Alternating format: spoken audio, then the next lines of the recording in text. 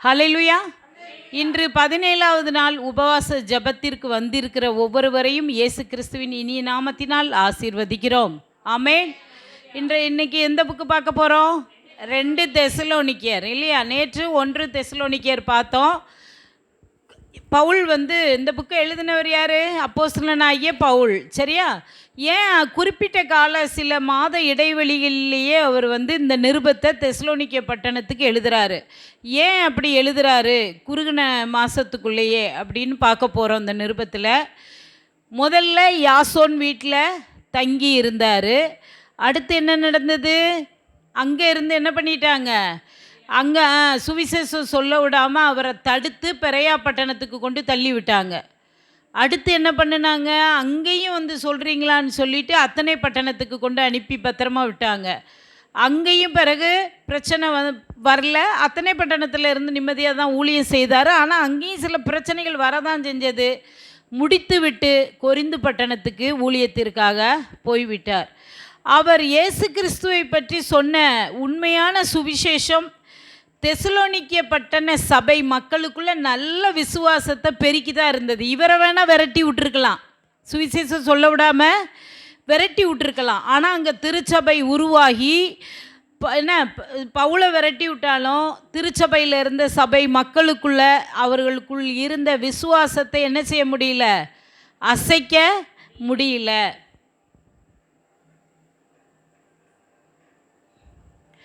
இப்படி இருந்த சபை மக்களை வஞ்சிக்கிறதுக்கு நல்ல விசுவாசத்தோட வைராக்கியமாக இருக்காங்கல்ல, அதனால் இந்த சபை மக்களை வஞ்சிக்கிறதுக்கு இந்த பொய் உபதேசக்காரர்கள் சபைக்குள்ளே மறுபடியும் என்ன செஞ்சிட்டாங்க?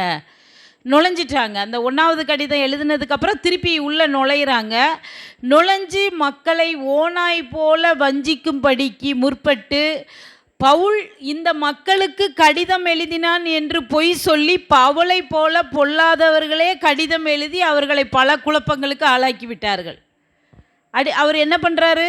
அடுத்தடுத்த பட்டணத்தில் இருந்து கடிதங்கள் எழுதி கொடுக்குறாருல்ல. இவங்களை ஏமாத்துறதுக்கு வேறு வழி இல்லை, விசுவாசத்தில் ரொம்ப ஸ்ட்ராங்காக இருக்காங்களேன்னு பார்த்துட்டு இந்த பொய் உபதேசக்காரர்கள் என்ன பண்ணிட்டாங்க? பவுலை போல் தானே ஒரு லெட்டரை என்ன செஞ்சிட்டாங்க? எழுதிட்டாங்க. எழுதினதோட விளைவு என்ன ஆயிட்டு?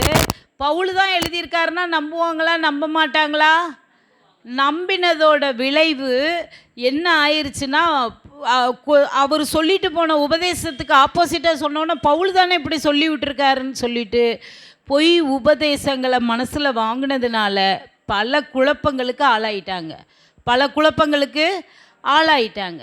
இதை அறியாத சபை மக்கள் என்னடா இப்படி நம்புறத பவுலுக்கு நியூஸ் போகுது, அப்போஸ்தலனாகிய பவுலுக்கு நியூஸ் போகுது. தப்பாக இவங்க மனசுக்குள்ளே என்ன ஆரம்பிச்சிட்டாங்களே, இப்படியே விட்டுட்டா என்ன ஆகும்?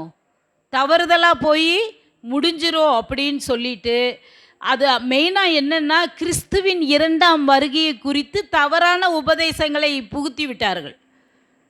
அது தவறில்லை அல்லவா? ஆண்டவர் வருகைக்காக தானே காத்திருக்கிறோம். அதையே குழப்பி விட்டதுனால பவுல் விபரீதமாக உணர்றாரு. நிலைமை ரொம்ப மோசமாக போயிருச்சு, இப்போ நம்ம நிருபம் எழுதியே ஆகணும்னு சொல்லி அந்த 2ஆம் வருகை குறித்த தவறான எண்ணங்களுக்காக நிருபத்தில் எழுதுறாரு. திருத்தி நீங்கள் இப்படியெல்லாம் எண்ணாதீங்க, தவறாக எண்ணாதீங்க, நான் உங்களுக்கு இப்படியா சத்தியத்தை சொல்லி கொடுத்துட்டு வந்தேன் அப்படின்னு சொல்லி எழுதுறது தான் இந்த 2 தெசலோனிக்கேயர். சரியா? அதனால் அவர் என்ன பண்ணுறாரு? 2ஆம் அதிகாரம் 2-3 வசனத்தில்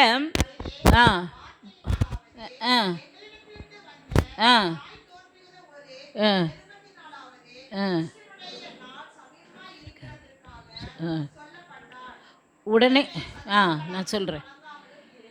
ஒரு ஆவியினாலாவது வார்த்தையினாலாவது எங்களிடத்தில் இருந்து வந்ததாய் தோன்றுகிற ஒரு நிருபத்தினாலாவது கிறிஸ்துவனுடைய நாள் சமீபமாய் இருக்கிறத சொல்லப்பட்டால் உடனே சஞ்சலப்படாமலும் கலங்காமலும் இருங்க. ஆவியினால் சொன்னதா வார்த்தையினால் சொன்னதா எங்கள்கிட்ட இருந்து எழுதப்பட்டுன்னு வந்து தான் உங்கள்கிட்ட சொன்னாங்கன்னா ஆண்டவர் வந்துட்டார், அப்படின்னு சொல்லி சமீபமாக இருக்குது, இன்றைக்கி வந்துடுவார் அப்படின்னு சொன்னாங்கன்னா சஞ்சலப்படாதீங்க, சஞ்சலம் படாதீங்க. எவ்விதத்தினாலும் ஒருவனும் உங்களை மோசம் போக்காதபடிக்கு எச்சரிக்கையாக இருங்கள். ஏனெனில் விசுவாச துரோகம் முந்தி நேரிட்டு கேட்டின் மகனாகிய பாவ மனுஷன் வெளிப்பட்டால் ஒழிய அந்த நாள் வராது அப்படின்னு சொல்கிறாரு. சொல்லிட்டு 3:17 பாருங்க, உங்களை ஏன் கடிதம்னு சொல்லி ஒருத்தர் எழுதி தானே ஏமாற்றிட்டாங்க, நான் எழுதினதா சொல்லி.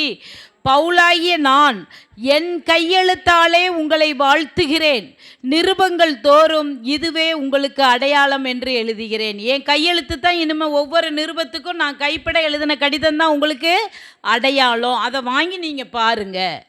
அப்படியே எழுத முடியாதுல்ல, ஒருத்தர் கையெழுத்தை சின்ன சைன் வேணால் என்னமோ கிறுக்கி போட்டுடலாம், ஆனால் முழுவதுமாக எழுதுறதுக்கு எங்கேயாவது ஒரு பிறழ்ச்சி வந்துடும், எழுத்து பிறழ்ச்சி வந்துடும், கண்டுபிடிச்சிருவாங்க. அதனால் அவர் இந்த வார்த்தையை அவங்களுக்கு சொல்லி கொடுக்குறாரு. ஏமாந்து போயிடாதீங்க, ஒருத்தர் உங்களை என்ன செய்யக்கூடாது, வஞ்சிக்க கூடாது, கவனமாக இருங்க அப்படின்னு சொல்லித்தரார். சரியா? சரி, இவ்வளோதான். இங்கே 3 அதிகாரம் தான் இருக்கிறதுனால நம்ம இனிமேல் அதை எப்படி படிக்கணுங்கிறது தான் நம்ம பார்க்கணும். எழுதப்பட்டது இந்த நோக்கம்தான், தவறாக சொல்லப்பட்டதை திருத்தி அவங்கள கொண்டு வர்றதுக்காக எழுதப்பட்டது தான் இந்த நோக்கம், இயேசுவின் 2ஆம் வருகையை குறித்து. சரி, 1ஆம் அதிகாரம் வாழ்த்துதலோடு ஆரம்பிக்கிற அப்போஸ்தலனாகிய பவுல், உபத்திரவத்தின் மத்தியில் சபையில் இருந்த கிறிஸ்தவர் விசுவாசத்தில் பெருகினார்கள். அப்படி அவங்க விசுவாசத்தில் பெருகினதுனால விசுவாசிகள் ஒருவேளை துன்பப்படுறாங்கன்னு வச்சுக்கோங்களேன். இந்த பொய் போதகர்கள், பொல்லாதவர்கள், அபிசுவாசியாக வெளியே இருந்து உள்ளே நுழையிறவங்க, ஆண்டவரை விசுவாசிக்காதவங்க, இவங்க எல்லாரும் சேர்ந்து உங்களை கஷ்டப்படுத்தினா கூட நீங்கள் துன்பப்பட்டீங்கன்னா உபத்திரவத்தில் தேவனுடைய நீதி காணப்படும் என்று சொல்லுகிறார். ஹல்லேலூயா. உபத்திரவின் மத்தியில், ஏன்னா 1:4 சொல்கிறாரு, நீங்கள் சகிக்கிற சகல துன்பங்களிலும் உபத்திரவங்களிலும் பொறுமையையும் விசுவாசத்தையும் காண்பிக்கிறது நிமித்தம் உங்களை குறித்து நாங்கள் தேவனுடைய சபைகளில் மேன்மை பாராட்டுகிறோம். சரியா? 6 உங்களை உபத்திரவப்படுத்துகிறவர்களுக்கு உபத்திரவத்தையும் உபத்திரவப்படுகிற உங்களுக்கு எங்களோட கூட இளைப்பாறுதலையும் பிரதிபலனாக கொடுப்பது தேவனுக்கு நீதியாக இருக்கிறது. ஹல்லேலூயா. என்ன தருவாரா? உபத்திரப்படுத்துகிறாங்களா, படுத்திட்டு போட்டு அந்த உபத்திரத்தில் ஆண்டவர் எங்களோட கூட உங்களுக்கு இளைப்பாறுதலை தருவார். அப்படி கொடுக்கிறது, பிரதிபலனாக கொடுப்பது தேவனுக்கே நீதியாக இருக்கிறது. ஹல்லேலூயா. தேவன் நீதி செய்கிற தேவன், தேவன் நீதி செய்கிற தேவன். அதனால தான் பிரதிபலனாக கொடுக்குறாரு, நமக்கு தேவ நீதியை கொடுக்குறாரு. நம்மளை ஒரு நாள் இளைப்பாறுதல் இல்லாமல் விட்டுற மாட்டார் அப்படின்னு சொல்லி நமக்கு சொல்லித்தராங்க. ஆனால் அடுத்து 7 பாருங்கள், தேவனை அறியாதவர்களுக்கும் நம்முடைய இயேசு கிறிஸ்துவின் சுவிசேஷத்திற்கு கீழ்ப்படியாதவர்களுக்கும் நீதி உள்ள ஆக்கினையை செலுத்தும்படி கர்த்தராகிய இயேசு தமது வல்லமையின் தூதரோடும் ஜுவாலித்து எரிகிற அக்கினியோடும் வானத்திலிருந்து வெளிப்படும் போது அப்படி ஆகும். என்ன ஆகும்?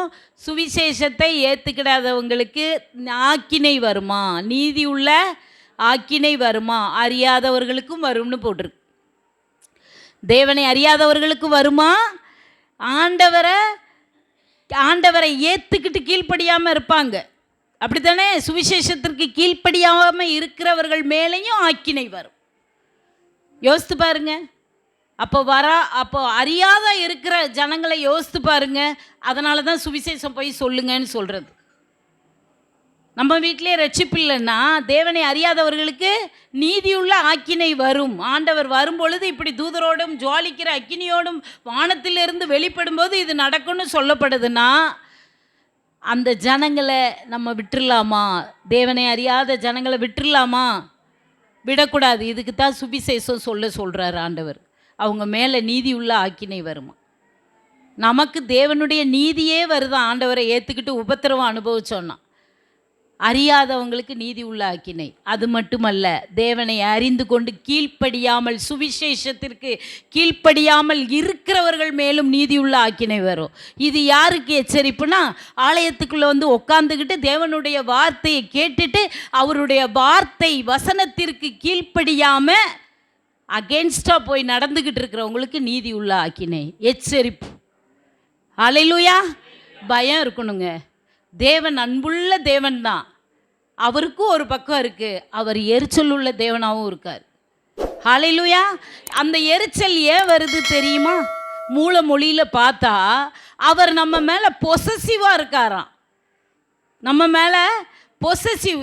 எனக்கு தான், என் பிள்ளை எனக்கு தான். அந்த பிள்ளை தப்பு செய்யும் பொழுது எரிச்சல் வருமா வராதா? கண்டிப்பார். எப்படி கண்டிப்பார்? கொன்று போட்டுருவார். அப்படிலாம் கிடையாது, சிட்சிப்பார். ஒரு நம்ம பிள்ளைய கையை வச்சு அடிக்கிறதா, ஒரு குச்சி எடுத்து அடித்தோன்னே பிள்ளை செத்து போயிருமா என்ன? இது சிட்சிப்பு. சாவுங்கிறது வேற. ஆண்டவர் அப்படி செய்கிற தேவன் அல்ல. ஆனால் நம்ம மேலே உள்ள அந்த பொசசிவ் அந்த பிரச்சனையினால தான் அவருக்கு நமக்கு மேலே இத்தனை சொல்லியும் இப்படி இருக்கேன்னு ஒரு எரிச்சல் வருது. அதனால் கீழ்ப்படியாதவர்கள் மேலே, சுவிசேஷத்துக்கு கீழ்ப்படியாதவர்களுக்கு மேலே ஆக்கினை வரும்னு சொல்கிறாரு. சரியா? அடுத்து பவுல் ஆவிக்குரிய முன்னேற்றத்திற்காக ஜெபிக்கிறார். இந்த அதிகாரத்தில் பவுல் என்ன பண்ணுறாரு? ஆவிக்குரிய அந்த ஜனங்கள் சபையில் இருக்காங்கல்ல, அவங்க இன்னும் என்ன செய்யணும்? பொய் போதகம் அவங்களுக்குள்ள வந்து கஷ்டப்படுத்தக்கூடாதுங்கிறதுக்காக ஆவியில் அவங்க நல்ல பலனாக இருந்தாங்கன்னா யாரையும் ஏமாற்ற முடியாது. ஆவியில் பலம் கொண்டு இருந்தால் உங்களை யாரும் வஞ்சிக்க முடியாது. ஹல்லேலூயா. தப்பு செஞ்சு கீழ்ப்படியாமல் இருந்தால் பரிசுத்த ஆவியானவர் நம்மை விட்டு துக்கமாக வெளியேறி விடுவார். அப்புறம் ஆவியானவர் நம்மளை விட்டு போன பிறகு நம்மளை எந்த கரம் பாதுகாக்கும்? சொல்லுங்களேன். தவறு செய்து விட்டு எதுவும் துணிகரமாக ஆண்டவர் பாதத்தில் போய் நாமும் நல்லவர்கள் என்று நின்னால் கர்த்தருடைய கண்கள் நம்ம நோக்காமலா இருக்கு? நோக்கி கொண்டு தான் இருக்கிறது. பயப்படணுங்க. கர்த்தருக்கு பயப்படுகிற பயம்தான் வேணும். சும்மா மனுஷனுக்காக நம்ம நாடகம் போட்டுட்டு அலையிறதுக்கு நம்ம கிறிஸ்தவர்கள் அல்ல. ஹல்லேலூயா. மனிதர்களுக்கு பயப்படுறதும் மனிதர்களை பிரியப்படுத்துறதும் என்னைக்கு இருந்தாலும் நமக்கு கண்ணி. தேவனுக்கு பயப்படுகிற பயந்தாங்க இருதயத்துக்குள்ளே இருக்கணும். அந்த பயம்தான் கீழ்ப்படிதலை உருவாக்கும். அப்போ தான் தேவனுடைய வார்த்தையை நம்ம ஃபாலோ பண்ணி வாழ்க்கையில் ஒவ்வொரு நிமிஷமும் அதை நடைமுறைப்படுத்திக்கிட்டு இருப்போம். வேதத்தை உள்வாங்கி நடந்துக்கிட்டு இருப்போம். அப்போ எப்போ ஆவியானவர் உங்களை விட்டு விலகுவார்? ஒரு நாள் உங்களை விட்டு விலக மாட்டார். வார்த்தை உங்கள் கூட இருக்கும் பொழுது ஆவியானவர் விலக மாட்டார். அந்தபடி நம்ம நடக்கணும். குற்றம் செய்துவிட்டு நமக்காக சாக்கு போக்கு சொல்ல இடமில்லைன்னு பவுல் சொல்லியிருந்தார்ல. தப்பை செஞ்சுட்டு அடுத்தவங்களை தவறு சொல்லிட்டு நியாயம்னு பேசுகிறதுக்கு இங்கெல்லாம் சாக்கு போக்குக்கு இடமில்லை என்று பவுல் எழுதியிருக்கிறார். ஆவியானவரால் ஏவப்பட்டு இங்கே அவர் ஆவிக்குரிய முன்னேற்றத்திற்காக ஜெபிக்கிறார். நமக்காக ஒருவர் ஜெபிக்கணுங்க தாங்க. சோர்ந்து போய் ஒருத்தர் இருந்தாங்கன்னா கண்டுக்கிடாமல் விடாமல் அவங்களுக்காக என்ன செய்யணும்? ஆண்டவரே, இவங்க நல்லா இருந்தாங்க ஒரு காலம், இன்றைக்கி இப்படி இருக்காங்க, இவங்களை ஆவியில் நீங்கள் முன்னேற்றுங்கப்பா. ஆவியான ஒரு பலத்து ஆவியானவருடைய பலன் இவங்களுக்குள்ளே வரட்டும், ஆண்டவரே பலப்படுத்துங்க ஏசப்பா அப்படின்னு சொல்லி ஜெபிக்கணும். 1 அதிகாரம் 11-12 ஆகையால் நம்முடைய தேவனும் கர்த்தராகிய இயேசு கிறிஸ்துவும் அளிக்கும் கிருபையின்படியே நம்முடைய கர்த்தராகிய இயேசு கிறிஸ்துவின் நாமம் உங்களிடத்திலும் நீங்கள் அவரிடத்திலும் மகிமைப்படும் பொருட்டாக நம்முடைய தேவன் உங்களை தமது அழைப்புக்கு பாத்திரராக்கவும் தமது தயை உள்ள சித்தம் முழுவதையும் விசுவாசத்தின் கிரியையையும் பலமாய் உங்களிடத்தில் நிறைவேற்றவும் வேண்டுமென்று எப்பொழுதும் உங்களுக்காக வேண்டிக் கொள்கிறோன்னு போட்டிருக்கு. இங்கே இந்த 11வது வசனத்தை பாருங்கள். நம்முடைய தேவனும் கர்த்தராகிய இயேசு கிறிஸ்துவும் அளிக்கும் கிருபையின்படியே நம்முடைய கர்த்தராகிய இயேசு கிறிஸ்துவின் நாமம் நம்மிடத்தில் மகிமைப்படும் பொருட்டாக நீங்கள் அவரிடத்திலும் அவர் உங்களிடத்திலும் மகிமைப்படணும்னு சொல்லியிருக்கு. என்ன நாமம்? கிறிஸ்துவுடைய நாமம். சொல்லுவோம்ல, பிள்ளைங்களை என்ன சொல்லுவான்? டே, உங்கள் அப்பா எப்படிப்பட்டவர்டா, நீ ஏன்டா அவர் பேரை கெடுக்கிறேன்னு சொல்லுவோம்ல. பிள்ளைங்களை பார்த்து சொல்லுவோம்ல. நார்மலாக உலகத்தில் என்ன சொல்கிறோம்?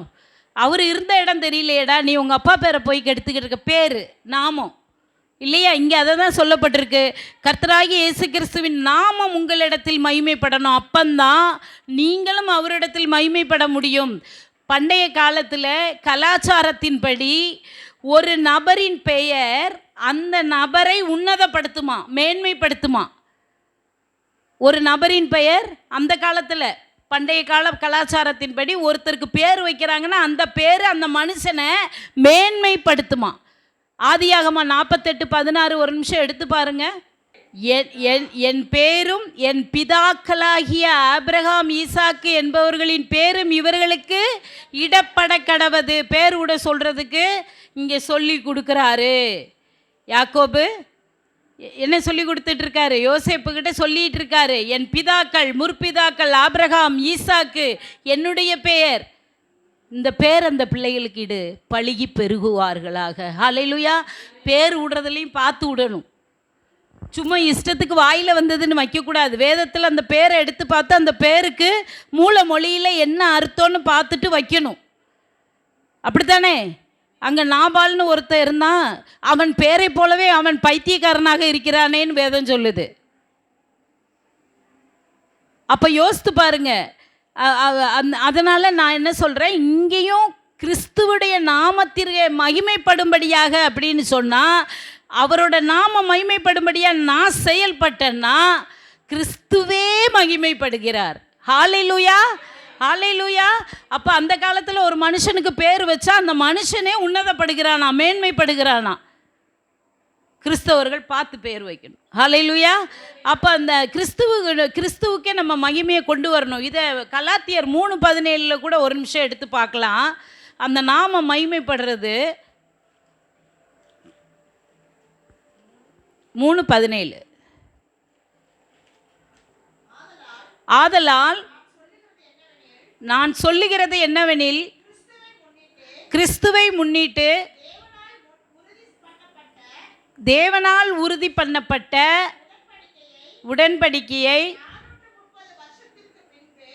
சிஸ்டர் அது இல்லைன்னு நினைக்க, ஒரு நிமிஷம். கலாத்தியர் 3:17 அது நாமம், அவருடைய நாமம் மேன்மைப்படுத்தப்படுவதை குறித்து இருக்கும்.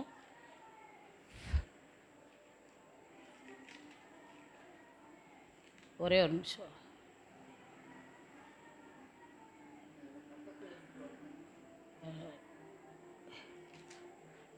சரி, அதை விட்டுருங்க, நீங்கள் கட் பண்ணிக்கோங்க.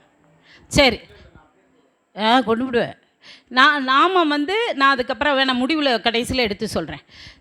அப்போது அவருடைய சொல்லிலும் அது எப்படி வரும்னா, சொல்லிலும் செயலிலும் கர்த்தருடைய நாமம் மகிமைப்படும்படியாக செய்யணும். ஹல்லேலூயா. நம்ம எதை சொல்கிறதா இருந்தாலும் எதை செய்கிறதா இருந்தாலும் கர்த்தருடைய நாமம் மட்டும்தான், கர்த்தராகிய இயேசு கிறிஸ்துவின் நாமம் மட்டும் மகிமைப்படும்படியாக நாம் செய்யணும். ஹல்லேலூயா. அதுதான் கிறிஸ்துவுக்கே மகிமை கொண்டு வரும். சரியா? சரி, இப்போ 1வது அதிகாரம் முடிஞ்சிருச்சு. இப்போ 2வது அதிகாரம் ஃபுல்லாக நீங்கள் வீட்டில் போய் தான் வாசிக்கணும். இப்போ 2ஆம் அதிகாரம் 1லேருந்து 12ஆம் வசனம் வரைக்கும் சொல்கிறேன். வருகையை குறித்த சத்தியங்கள் விளக்கப்படுகிறது. 2ஆம் அதிகாரம் 1லேருந்து 12 வரைக்கும் வருகையை குறித்த சத்தியங்கள் விளக்கப்படுகிறது. இப்போ 2ஆம் அதிகாரம் 1-2 எடுத்துக்கிடுவோம். நம்முடைய கர்த்தராகிய இயேசு கிறிஸ்துவின் வருகையையும் நாம் அவரிடத்திலே சேர்க்கப்படுவதையும் குறித்து நான் உங்களை வேண்டிக் கொள்ளுகிறது என்னவென்றால், அப்படி என்றால் இயேசு கிறிஸ்துவின் வருகையும் நாம் 2வது வருகை வரப்போவதில்லை, அப்போ நாம் அவர் கூட சேர்க்கப்பட போகிறோம்ல மத்தியவானல்ல, அதை குறித்து நான் உங்களுக்கு என்ன சொல்லி கொடுத்திருந்தேன். அதுதான் ஒரு ஆவியினால், ஒரு வார்த்தையினால், எங்கள் நிருபத்தினால உங்களுக்கு எழுதி கொடுத்தோன்னா, கிறிஸ்துவனுடைய நாள் சமீபமாக இருக்குன்னு சொல்லப்பட்டால் உடனே சஞ்சலப்படாதீங்க அப்படின்னு சொல்லி எழுதியிருக்கார். ஏன் அதை சொன்னார்னா, சில விசுவாசிகள் இயேசுவோட வருகை ஏற்கனவே வந்துட்டு போயிட்டுன்னு சொல்லி தப்பான பிரசங்கத்தை பண்ணி விசுவாசிகள்கிட்ட சொன்னதை நம்பிட்டாங்க. பொய் போதகத்தில் சொன்னதை என்ன செஞ்சிட்டாங்க? நம்பிட்டாங்க. இயேசு வந்துட்டு போயிட்டாருன்னு சொன்னதை நம்பினாங்க. ஆனால் பவுல் சொன்னார், 2ஆம் அதிகாரம் 7-8 சொன்ன வசனம் அக்கிரமத்தின் ரகசியம் இப்பொழுதே கிரியை செய்கிறது, ஆனாலும் தடை செய்கிறவன் நடுவிலிருந்து நீக்கப்படும் முன்னே அது வெளிப்படாது. நீக்கப்படும் போது அந்த அக்கிரமக்காரன் வெளிப்படுவான். அவனை கர்த்தர் தம்முடைய வாயின் சுவாசத்தினாலே அழித்து தம்முடைய வருகையின் பிரசன்னத்தினாலே நாசம் பண்ணுவார். அல்லேலூயா. அப்போ கர்த்தரின் நாள் இன்னும் வரல, கர்த்தரின் நாள் இன்னும் வரல. அவங்க வந்துட்டுன்னு சொன்னாலும் நம்பாதீங்க. இன்னைக்கு நைட்டு கண்டிப்பாக வந்துடுவார், நாளைக்கு காலையில் இல்லை இன்னைக்கு நைட்டே அப்படின்னு சொன்னாலும் நம்பாதீங்க. அவர் எப்படி வருவார்னு நேற்று நம்ம பார்த்தோம், அப்படி தானே? அப்போ அந்த அதாவது அவர் என்ன சொல்கிறாரு, 2ஆம் அதிகாரம் 3:4 சொல்கிறாரு, பாவ மனுஷன், கேட்டின் மனுஷன் அவன் வருகைக்கு முன்னாடி ஆண்டவர் 2ஆம் வருகைக்கு முன்னாடி பெருங்கலகம் ஏற்படுமா, பெரும் கலகம் ஏற்படும். அந்த பாவ மனுஷன் யாரை குறிக்கப்படுதுன்னா கேட்டின் மகன். சரியா? கேட்டின் மகன். 2ஆம் வருகைக்கு முன்னாடி ஒரு பெருங்கலகம்னா என்ன? யுத்தம் நடக்கும். அதை சொல்றாரு. அக்கிரமக்காரன் எப்படி வெளிப்படுவான் தெரியுமா? அந்த பெருங்கலகத்துக்கு முன்னாடி எப்படி வெளிப்படுவான்னா, பொய்யான அற்புதங்களோடு வெளிப்படுவான். பிசாசும் அற்புதம் செய்யும்னு சொல்லி வெளிப்படுத்துதலில் பார்த்துருக்கோம் இல்லையா? அப்போ அற்புதங்கள் எல்லாமே உண்மையாங்கிறத நம்ம பார்க்கணும். அப்போ அவனும் என்ன செய்வான்? பெரும் வல்லமையோட பொய்யான அற்புதங்களோட வெளிப்படுவான், சகல வல்லமையோடு வருவான். அவனுக்கு பின்னாடி இருந்து எது செயல்படுதுன்னு சொன்னால் 9வது வசனம், அக்கிரமக்காரனுடைய வருகை சாத்தானுடைய செயலின்படி சகல வல்லமையோடும் அடையாளங்களோடும் பொய்யான அற்புதங்களோடும் போட்டிருக்கா. உங்கள் ரட்சிப்பை கூட அவன் கெடுக்கிற லெவலுக்கு அவன் வந்துடுவான். சத்தியத்தின் மீது உள்ள இந்த வசனத்தின் மீது உள்ள அன்பை எடுத்து போட்டுருவான், வார்த்தையை துச்சமாக ஆக்கி போட்டுருவான். அதனால் அவன் வந்தான்னா இப்படித்தான் வெளிப்படுவான். ஆனால் அவன் வந்து தேவனுக்கு விரோதமாக ராஜ்யத்துக்கு விரோதமாக அவன் அக்கிரமம் செய்வான். 1 தீமோத்தேயு 1ஆம் அதிகாரம் 8, 9, 10. 1 தீமோத்தேயு 1ஆம் அதிகாரம் 8, 9, 10. இதுக்கு அடுத்தது தான். எங்களுக்கு தெரிந்திருக்கிறபடி ஒருவன் நியாயப்பிரமாணத்தை நியாயப்படி அனுசரித்தால், நியாயப்பிரமாணம் பழைய ஏற்பாட்டின் ஆகமங்கள் இருக்கே, அந்த நியாயப்பிரமாணத்தை நியாயப்பிரமாணத்தின்படி அனுசரித்தால் நியாயப்பிரமாணம் நல்லது என்று அறிந்திருக்கிறோம். எங்களுக்கு தெரிந்திருக்கிறபடி நல்ல கவனிங்க, நியாயப்பிரமாணத்தை நியாயப்பிரமாணத்தின்படி அனுசரித்தா நியாயப்பிரமாணம் நல்லது. நான் அனுசரித்த ஒரே நபர் இயேசு கிறிஸ்து மட்டும்தான். அவர் அழிக்க வரல, நிறைவேற்ற வந்தார். அதனால் பவுல் என்ன சொல்கிறாரு, அதை படித்து பார்த்ததுனால, இங்கே இயேசு கிறிஸ்து சிலுவையில் நமக்காக ரத்தம் சிந்தினதுனால இவர் சொல்கிறாரு, எங்களுக்கு தெரிந்திருக்கும்படி நியாயப்பிரமாணம் நீதிமானுக்கு விதிக்கப்படாமல். வார்த்தை என்ன வருது? அக்கிரமக்காரன் வருதா? இங்கே நீங்கள் நம்ம படிக்க சொல்ல 2 தெசலோனிக்கேல அக்கிரமக்காரர் வந்ததா? இப்போ நியாயப்பிரமாணம் யாருக்கும்? அக்கிரமக்காரருக்கும், அடங்காதவர்களுக்கும், பக்தி இல்லாதவர்களுக்கும், பாவிகளுக்கும், அசுத்தருக்கும், சீர்கெட்டவர்களுக்கும், தாய் தகப்பன்மாரை அடிக்கிறவர்களுக்கும், கொலை பாதகருக்கும், பேசி கல்லருக்கும், ஆண் புணர்ச்சிக்காரருக்கும், மனுஷரை திருடுகிறவர்களுக்கும், பொய்யருக்கும், பொய் ஆணை இடுகிறவர்களுக்கும் இருக்கட்டும். இப்போ இத்தனையும் போட்டு வச்சிருக்கு பாருங்க. நியாயப்பிரமாணம் சரியாக அனுசரிக்காத யாருக்கு கொடுக்கப்பட்டுச்சுன்னா நீதிமானுக்கு கொடுக்கப்படலை. இப்படிப்பட்ட எல்லாத்துக்கும் கொடுத்தாங்க. இதில் நம்ம பார்க்குற ஒரு ஆள் அக்கிரமக்காரன். இந்த அக்கிரமக்காரன்ட்ட எல்லாமே இருக்கும். இந்த அக்கிரமக்காரனை நம்ம என்ன சொல்லலாம்? பொல்லாதவர்கள்னு சொல்லலாம், அந்தி கிறிஸ்துங்கிற, ஏன்னா அநீதி உள்ளவர்கள், அந்தி கிறிஸ்துன்னு சொல்லலாம். சரியா? ஜனங்களை மாறுபாடாக கொண்டு போகிறது, வெளியே வந்து ஆடு போல தோற்றம் கொடுப்பாங்க. வெளியே பார்த்தோம்ல, மாய்மானமான தாழ்மை, ஒரு பொய்யான தாழ்மையை அவங்க தான் தரிச்சுக்குவாங்க. பார்த்தா அப்பாவி மாதிரி இருப்பாங்க, ஆனால் இருதயத்துக்குள்ள வெளியே ஆடு போல வேஷம், உள்ளே ஓநாய்க்குரிய செயல்பாடுகள் அவர்களுக்குள்ளே இருக்கும். அப்போ அவங்கெல்லாம் இந்த மாதிரி அக்கிரமக்காரர் லிஸ்ட்டில் வரும் பொழுது என்ன நடக்கும் அப்படின்னு சொல்லி சொல்கிறாரு. இந்த தீமோத்தேயுல சொல்லியிருக்காரு. அப்போ இவங்கெல்லாம் அக்கிரமக்காரர்கள்னா இவன் பொய்யான அற்புதத்தோடு வெளியே வருவான் அப்படின்னு. அவனும் ஒரு வலிமை உள்ளவனாக தான் வருவான், சாத்தானோட வலிமை. ஆனால் யுத்தம் ஏற்படும் பொழுது கிறிஸ்து தீங்கின் மேல் வெற்றி சிறப்பார், தேவன் அதைவிட வல்லவர். ஹல்லேலூயா சொல்லுங்க. தேவன் வல்லமை உடையவரா இல்லையா? வல்லமை உடையவர். 2:8-9 2:8-9 2ஆம் அதிகாரம் 8-9. அன்றியும் 2 தெசலோனிக்கர் 2 தீமோத்தேயு எடுத்து வச்சிருக்கேன்.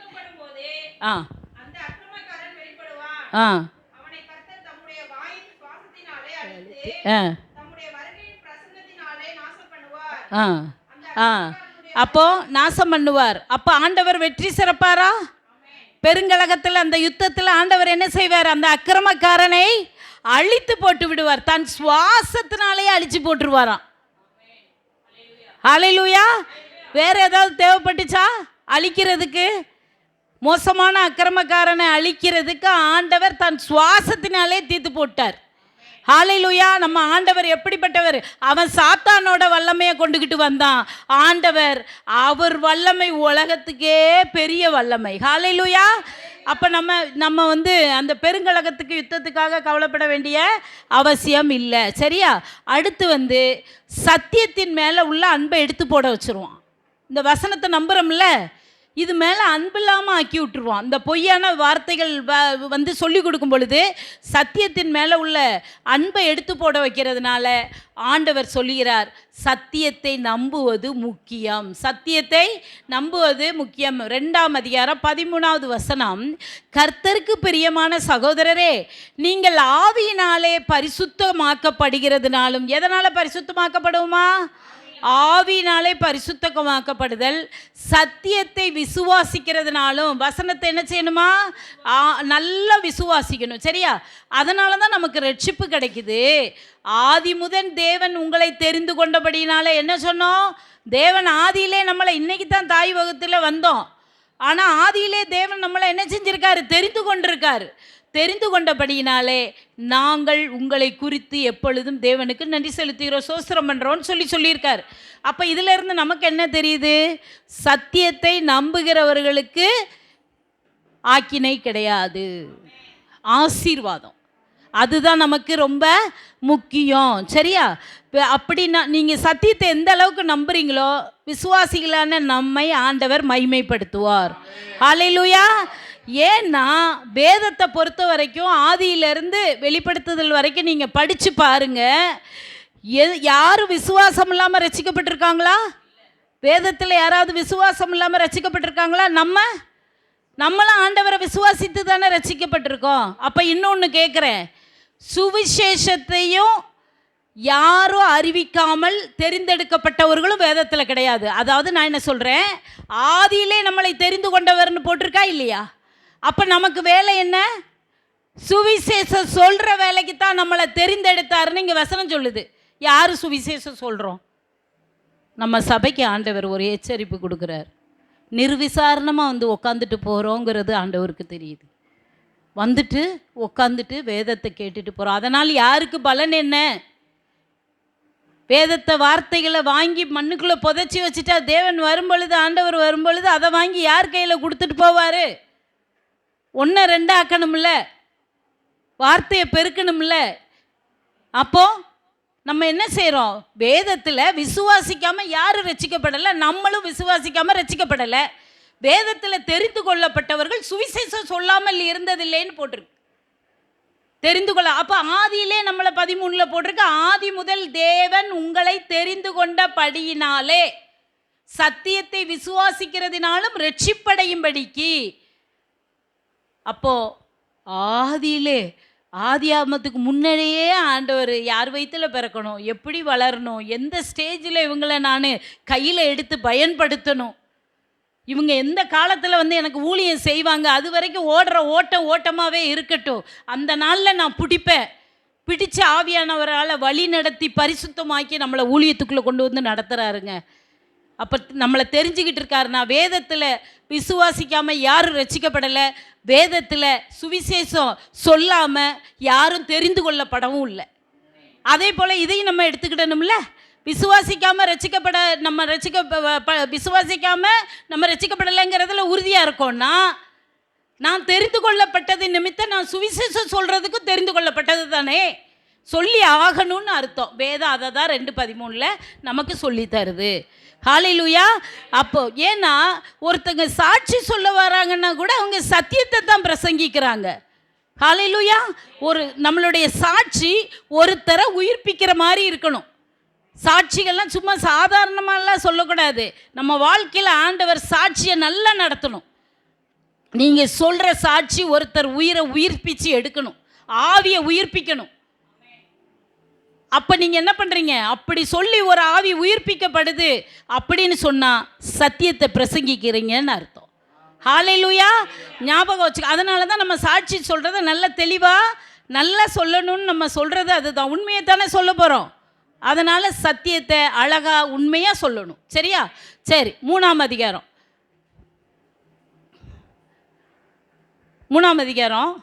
முதல்ல 3லிருந்து 5 வரைக்கும். கர்த்தரோ உண்மை உள்ளவர், அவர் உங்களை ஸ்திரப்படுத்தி தீமையினின்று விலக்கி காத்து கொள்ளுவார். ஆமேன் சொல்லுங்க. ஆமேன். கர்த்தரே உண்மை உள்ளவர். பவுலின் நம்பிக்கை ஃபுல்லாக கர்த்தர் மேலே இருக்குது. அதனால தான் அவர் சொல்கிறாரு முழுவதும் அவர் உண்மை உள்ளவர். ஹல்லேலூயா. கர்த்தர் மட்டும்தாங்க இந்த உலகத்தில் உண்மை உள்ளவர். ஆமேன். ஹல்லேலூயா. அவர் உங்களை ஸ்திரப்படுத்தி தீமை நின்று நம்மளை விலக்கி காக்கணுங்க. ஹல்லேலூயா. ஒரு சிலரை இன்னைக்கு நைட்டு கேள்விப்படுறோம், காலையில் இல்லைங்கிறாங்க. அப்போது தீமை எப்படி வருதுன்னு நமக்கு தெரியல.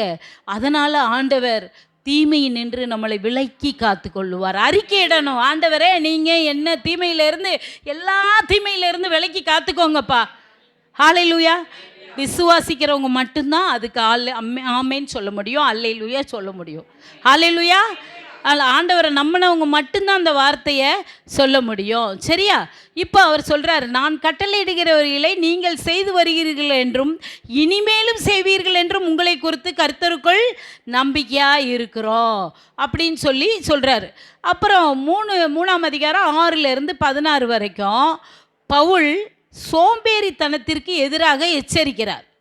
சோம்பேறித்தனத்துக்கு ஏன் இதை இந்த 3ஆவது அதிகாரத்தில் இவ்வளோ வசனங்களை சோம்பேறித்தனத்துக்கு கொண்டு வச்சுட்டாரு தெரியுமா? ஆண்டவர் தான் நைட்டு வரப்போகிறாரே. இவங்க பொய் போதகர்கள் சொல்லி கொடுத்த விஷயம். ஆண்டவர் காலையில் 10 மணிக்கு வந்துடுவாருங்கன்னு சொன்ன உடனே சொத்தெல்லாம் விற்று என்ன செஞ்சாங்களாம்? சொத்தெல்லாம் விற்று, வீட்டெல்லாம் விற்று, நான் ஏன் வேலைக்கு போகணும், இந்த வாரம் வந்துடுவார்ல. வேலைக்கு போகிறது கிடையாது. இவங்கள மாதிரி ஆள் சும்மா உக்காந்துக்கிட்டு ஆண்டவருக்குன்னு பணி செய்யாமல், ஒன்று வேலைக்கு போகிறவன் வேலையை செஞ்சு தன் கையின் பாடுகளால் என்ன செய்யணும், குடும்பத்தை காப்பாற்றணும், ஆலயத்துக்கு செய்ய வேண்டியது செய்யணும். ஊழியக்காரங்களாக இருக்கிறோன்னா நம்ம கர்த்தரின் தேவனுடைய ராஜ்யத்தின் பணிக்காக அழைக்கப்பட்டிருந்தா அதன் மேன்மைக்காக என்ன செய்யணுமோ அதை செய்யணும். நல்ல தலைக்கு கையை இப்படி அணைச்சி வச்சுட்டு சொத்தெல்லாம் விற்றாச்சு, ஆண்டவர் காலில் வந்துடுவார், எனக்கு என்ன வரலன்னா வருவார். எப்போ வருவாருன்னு தெரியாத சூழ்நிலையில் இப்போ 10:30 மணிக்கு வந்துடுவாருன்னு சொல்லி சோம்பேறிகளாக்கி விட்டாங்க. அவங்கள குறித்து எச்சரித்து சொல்கிறாரு. என்ன சொல்கிறாரு? முதல்ல சோம்பேறித்தனத்துக்கு எப்படி எச்சரிப்புனா 4ஆம் அதிகாரம் 11-12 சொல்கிறாரு, உங்களில் சிலர் யாதொரு வேலையும் செய்யாமல் வீண் அலுவற்காரராய் ஒழுங்கற்று திரிகிறார்கள் என்று கேள்விப்படுகிறோம். இப்படிப்பட்டவர்கள் அமைதலோடு வேலை செய்து தங்கள் சொந்த சாப்பாட்டை சாப்பிட வேண்டும் என்று நம்முடைய கர்த்தராகிய இயேசு கிறிஸ்துவினாலே அவர்களுக்கு கட்டளையிட்டு புத்தி சொல்லுகிறோம். ஏனென்றால் 10வது வசனம், ஒருவன் வேலை செய்ய மனதில்லாது இருந்தால் அவன் சாப்பிடவும் கூடாதென்று நாங்கள் உங்களிடத்தில் இருந்தபோது உங்களுக்கு கட்டளையிட்டோமே. வேலை செய்யலைன்னு சரி, ஊழியத்துக்காக வேலை செய்யலைன்னு சரி, சோத்தில் கையை வைக்காத. நான் உங்கள் கூட இருக்கும் பொழுது நான் உங்களுக்கு கட்டளையே இட்டிருந்தேன். இப்போ எப்படி அவன் சொன்னான்னு பொய் போதகர்கள் சொன்னாங்கன்ட்டு நீ வீட்டை விற்றுட்டு சொத்தை விற்றுட்டு நல்லா ஜாலியாக உட்காந்து சாப்பிட்டுட்டு இருக்க. சோத்தில் கை வச்சிடாது அப்படின்னு சொல்லி என்ன செய்கிறாரு, எச்சரிக்கிறாரு. ஏன்னா உங்கள் கூட நான் இருக்கும் பொழுது 8வது வசனத்தில் சொல்கிறாரு, ஒருவனிடத்திலும் இலவசமாய் சாப்பிட வரல, உங்களில் ஒருவனுக்கும் நான் பாரமாக இருக்கலை, இரவும் பகலும் பிரயாசத்தோடு நான் வருத்தத்தோடு வேலை செய்து சாப்பிட்டோம். ஏன்னா உங்கள் மேலே எங்கள் பாரத்தை வைக்க விரும்பலை. சுவிசேஷத்தை இலவசமாக கொண்டு உங்ககிட்ட நாங்கள் சேர்க்கறதுக்கு ஆசைப்பட்டோம். நாங்கள் உங்களுக்கு ஒரு மாதிரியாக இருக்க ஆசைப்பட்டோம். ஒரு மாதிரியா இல்லை, மாதிரியா. ஹல்லேலூயா. ஒரு மாதிரி இருந்துடக்கூடாது. இருக்காங்க தவறாக இருந்துக்கிட்டு அவங்கள அதை பற்றி தெரிஞ்சால் அவங்கள மாதிரியே ஃபாலோ பண்ணிடுவாங்க மக்கள். ஒரு மாதிரியாக கிறிஸ்துவுக்குள்ள வேலைக்காரங்க இருக்கக்கூடாது. மாதிரியாக இருக்கணும். கிறிஸ்துவின் மாதிரியாக இருக்கணும். கிறிஸ்துவை ஃபாலோ பண்ணணும். ஹல்லேலூயா. அனுதினமும் அவரை தான் நம்ம ஃபாலோ பண்ணணும். சரியா? அப்போ இதை சொல்லி கொடுக்குறாரு. அடுத்து சிலர் அதாவது நன்மை செய்வதிலும் சோர்ந்து போகக்கூடாது. நன்மை செய்வதிலும் சோர்ந்து போகக்கூடாது. 13 சொல்லப்பட்டிருக்கு. நம்ம நன்மை செய்கிறதுக்கு சோர்ந்து போனோம்னா யாருக்கும் முன்கை என்ன செய்யாது, கொடுக்கணுங்கிற கை நீளாது. கர்த்தரின் கரம் குறுகி போனதல்ல. அப்போ அவரை ஃபாலோ பண்ணுறேன்னா நம்ம கரம் எப்படி இருக்கணும்? அதை இன்னொன்று நினச்சிக்க கூடாது. நன்மை செஞ்சிட்டோம், நான் செஞ்ச தப்பெல்லாம் கணக்குக்கு வராதுன்னு நினச்சிடக்கூடாது. காணிக்கை கொடுத்த உடனே, தசம பாகம் கொடுத்த உடனே நம்ம எல்லாம் செஞ்சிட்டோன்னா நம்ம செஞ்ச தவறுகள் கர்த்தர் பார்த்துருக்காரு, மனுஷன் பார்க்கலனாலும். அது ஒரு நாள் நியாய தீர்ப்பில் நிற்கும். ஹல்லேலூயா. அதனால் பாவம் செய்கிறதுக்கு பயந்து யோசேப்பை போல விலகி ஓடணும். ஹல்லேலூயா. பாவம் நம்ம பின்னாடி, ஏன்னா நம்மளை பாவம் செஞ்சவங்கள தான் நம்மளை கழுவி அவர் ரத்தத்தினால நீதிமானாக்கி இந்த பாவ உலகத்தில் தான் விட்டுட்டு போயிருக்காரு. அதுக்குள்ளே தான் வாழ்கிறோம். ஆனால் இதுலேயும் என்ன சொல்கிறாரு, இன்னும் பரிசுத்தமாக இன்னும் நீதிமானாகு எதிர்பார்க்குறாரு. அப்போ நம்மகிட்ட குறைவுகள் இருந்தால் தானே எதிர்பார்ப்புகள் இருக்கும். இன்னும் நம்ம நிறைவாகலைன்னு நினைக்கிறாரு. சரியா? அப்போது நன்மை செய்வதில் சோர்ந்து போகாமல் இருக்கணும். யாருக்கு நன்மை செய்கிறோங்கிறதை பார்த்து செய்யணும். ஹல்லேலூயா.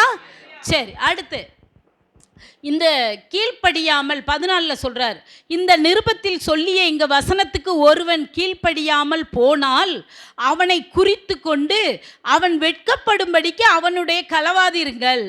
சபைக்குள்ள ஒருத்தன் என் வார்த்தைக்கு கீழ்ப்படியாமல் தவறு செஞ்சுட்டு உக்காந்துருக்கான்னா அவன் கூட சேராதீங்க.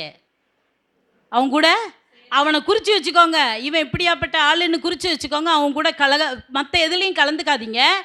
ஆனாலும் அவனை சத்துருவாக எண்ணாதீர்கள்.